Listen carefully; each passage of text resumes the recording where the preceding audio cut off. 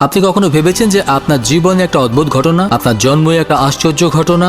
আপনি কি জানেন যে আপনার মায়ের গর্ভে আপনার সৃষ্টি কিভাবে হয়েছে? রক্ত থেকে উৎপন্ন হয়ে এক সুন্দর মানুষ হিসেবে আপনি এসেছেন। এই জন্য আপনার কাছে কোন এক্সপ্লেনেশন বা বিবরণ আছে? আজ যে আপনি যে জীবিত, সেটা একটা আশ্চর্য ঘটনা। আপনার হৃদয় প্রত্যেক মিনিটে 72 বার আর পুরো দিনে লাখ বার, 30 বছর, 40 বছর, 60 বছর বাঁচলে সেটা কতবার, কত কোটি বার কম্পন হচ্ছে দেখো।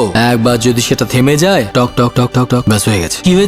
Heart attack. প্রত্যেক মিনিটে কতবার নিঃশ্বাস নিচ্ছ? শ্বাসকে ভেতরে নিয়ে যাওয়ার বাইরে ছাড়া আমাদের অজ্ঞানতায়। যাদের শ্বাসকষ্টের অসুখ আছে শুধু তারাই জানে।